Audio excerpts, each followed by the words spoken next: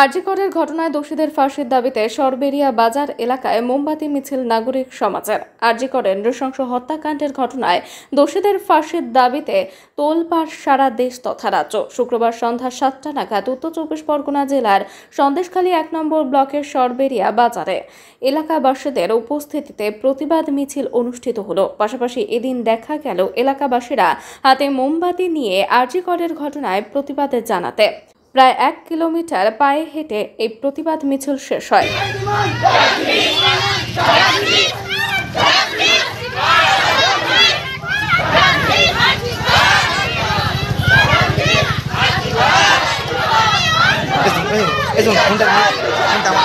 আমার দিকে দেখ,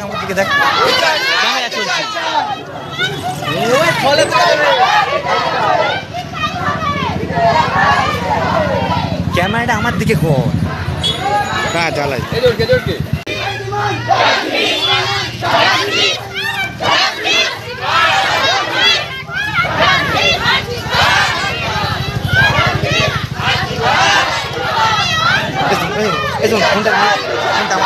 আমার দিকে দেখ, ক্যামেরা চলছে।